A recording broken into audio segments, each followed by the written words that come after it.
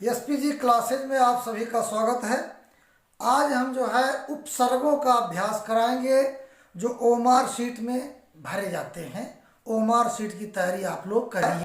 उपसर्ग होते हैं नंबर का शब्द, नंबर का धातु, नंबर का वर्ण, नंबर का शब्दांश। देखिए उपसर्ग में जो है इसमें कौन सा ऑप्शन सही होगा? तो बच्चों यहाँ नंबर घ ऑप्शन सही है, शब्दांश। नंबर घ ऑप्शन सही, शब्दांश। दूसरा है कि उपसर्ग को कहते हैं अंत्य प्रत्यय, आदि प्रत्यय, माध्य प्रत्यय, इनमें से कोई नहीं। तो यहाँ पर बच्चों उपसर्ग को कहते हैं, यानी शब्द के पहले उपसर्ग आता है और शब्द के बाद जो आता है उसे प्रत्यय कहते हैं। तो यहाँ पर सही आंसर होगा आदि प्रत्यय। आदि प्रत्यय है ना, उपसर्ग को हम आदि प्रत्यय कहते हैं। तो बहुत घुमावदार सवाल पूछते हैं बोर्ड पेपर में, तो इसलिए वीडियो को पूरा देखो और अभ्यास करो, जिससे ओमार शीट में नंबर आपके ना कटें। तो आप ध्यान से इसको एक एक टॉपिक पढ़ो।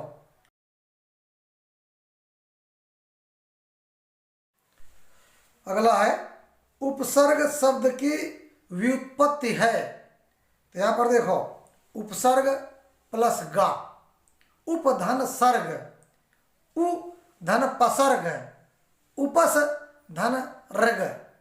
तो बच्चों यहां पर नंबर खा ऑप्शन सही होगा, उपधन सर्ग। बहुत हल्के माइंड से रिलैक्स होकर के पढ़ा करो। और वीडियो को अगर ठंडी पड़ रही है, ठंडी में परेशानी है, नहीं उठ पा रहे, उठ के नहीं बैठ रहे हो, तो रजैया के अंदर घुस जाओ और रजैया के अंदर घुस के कान में लीड लगा करके हमारी वीडियो सुना करो, आराम से हिंदी फीड हो जाए है। और अगर भाई ठंडी थोड़े दिन की है, फिर ठंडी ख़त्म हो जाएगी, लेकिन पेपर में जो नंबर अगर अच्छे आएंगे तो ज़िंदगी भर के लिए मार्कशीट होती है। इसलिए आप लोग ध्यान से देखो। अगला देखिए, उपसर्ग के नहीं किए जा सकते नंबर का खंड, सार्थक खंड, निरर्थक खंड, इनमें से कोई नहीं। तो उपसर्ग के नहीं किए जा सकते सार्थक खंड है ना। इसके बाद अगला है उपसर्ग का प्रयोग कहाँ होता है। अभी मैंने पहले बताया कि शब्द के पहले जो प्रयोग किए जाते हैं उसे हम उपसर्ग कहते हैं। तो शब्द के आदि में, शब्द के मध्य में, शब्द के अंत में, इनमें से कोई नहीं। देखो भैया ऐसी बात है कि आदि का विलोम होता अंत। आदि माने शुरू शुरू, अंत माने बाद बाद, और मध्य माने बीच बीच। तो बीच में तो भाई प्रयोग होता नहीं है, यहाँ प्रयोग होता है आदि में। तो हम लिखेंगे, तो नंबर का ऑप्शन आएगा शब्द के आदि में, है ना। इसके बाद उत्कर्ष में, उत्कर्ष शब्द में उपसर्ग है। ऑप्शन देखिए, उत, यहाँ हलंत नहीं है ता में, और दूसरा उत, यहाँ ता में हलंत है। इसके बाद उतक नहीं, ऊतक नहीं, वो जो बायो में पढ़ाया जाता कि the group of cells we know tissues, यानी कोशिकाओं के समूह को ऊतक कहते, वो भी शब्द नहीं, उतक है, उतक। तो यार फिर आगे नंबर घ में क्या है, इनमें से कोई नहीं। तो बच्चों उत्कर्ष शब्द में उपसर्ग है उत, आत्ता में हलंत उत, ये आपका सही आंसर होगा। अगला है निष्कपट शब्द में उपसर्ग है। देखिए ऑप्शन में निस, पेट चिरवा वाला सा है ना, खटकोण वाला सा, निस इसमें हलंत है। इसके बाद निस इसमें सड़क वाला सा है, और अगला है निस, इसमें हलंत है ही नहीं।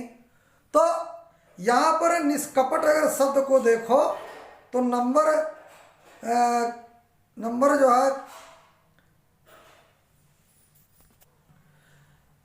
इसको हम नहीं बताएंगे, इसको बताएंगे आप। कमेंट करिए, आप कमेंट में इसको लिखना किसमें से कौन सा ऑप्शन सही होगा, है ना, क्योंकि आप लोग भी थोड़ा बहुत कमेंट किया करो। इसके बाद जय शब्द में कौन सा उपसर्ग लगाने से वह जय का विलोमार्थक हो जाता है। देखिए, वि, परि, परा, आ। देखिए, वि माने होता है विशेष, विज्ञान, ज्ञान में वि जोड़ दो। परि, परि माने चारों ओर, परिधन आवरण पर्यावरण, परि माने चारों ओर आवरण। परा, आ तो पराजय, तो यहां पर गा ऑप्शन से होगा, परा, परा। इसके बाद किस शब्द में उपसर्ग का प्रयोग हुआ है, बहुत इंपॉर्टेंट है।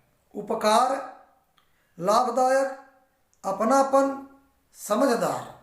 देखिए, इसमें से उपकार शब्द में उपसर्ग का प्रयोग हुआ, उप शब्द का प्रयोग हुआ, तो यहां पर नंबर का ऑप्शन सही होगा, उपकार। अगला है, निम्नलिखित में से कौन सा उपसर्ग रहित शब्द है, यानी उपसर्ग है ही नहीं लेकिन देखने में ऐसा लगता है कि उपसर्ग है। तो संयोग, विदेश, अत्यधिक, सुरेश। अब इसमें से एक शब्द बताइए जिसमें उपसर्ग नहीं है ना। वैसे सु उपसर्ग होता है, लेकिन जब हम किसी शब्द से उपसर्ग को अलग करेंगे तो उस शब्द का अर्थ नष्ट नहीं होता, अर्थ नष्ट नहीं होता, ये बात ध्यान रखना। तो यहाँ पर संयोग में भी उपसर्ग है, सम धन योग, दोनों का अर्थ अलग अलग। वि, देश, अति धन अधिक, है ना, अत्यधिक, या अक्षर है तो यण संधि भी है जिसका सूत्र होता है इको यणज। लेकिन बच्चों, सुरेश में उपसर्ग नहीं है, सुरेश में उपसर्ग नहीं, संधि है, गुण संधि है, सुर धन ईस, वो हम कह सकते, लेकिन यहाँ पर सुर उपसर्ग नहीं है। अगर सु अलग कर दो रेस तो इसका कोई अर्थ नहीं निकलता, इसलिए सुरेश शब्द जो है यहाँ पर उपसर्ग रहित है, इसलिए यहाँ नंबर घ ऑप्शन सही होगा। किस शब्द में अन उपसर्ग का प्रयोग नहीं हुआ है, किस शब्द में अन उपसर्ग का प्रयोग नहीं हुआ। अनिच्छा, अनुचित, अनुपम, अनुगमन, ये बहुत कन्फ्यूजन वाले जो है शब्द होते हैं, लेकिन सही बता रहे हैं। अगर आप लोग इसका प्रैक्टिस इसको करोगे तो आपकी ओमार शीट पक्की होगी, क्योंकि हम अब बोर्ड पेपर की ही तैयारी वाले क्वेश्चन डाल रहे हैं। देखिए, अनिच्छा, अनुचित, अनुपम, अनुगमन। अनुगमन में अन उपसर्ग का प्रयोग नहीं हुआ अनुगमन शब्द में, क्योंकि अनुगमन में अनु उपसर्ग का प्रयोग हुआ, नामा छोटी उक मात्रा है, लेकिन यह अन पूछ रहा। बाकी देखो, अनिच्छा में अन, अनुचित में अन, अनुपम में अन, है ना, अन धन उपम, अनुपम, अनुगमन। तो अनुगमन में जो है अन उपसर्ग का प्रयोग नहीं हुआ।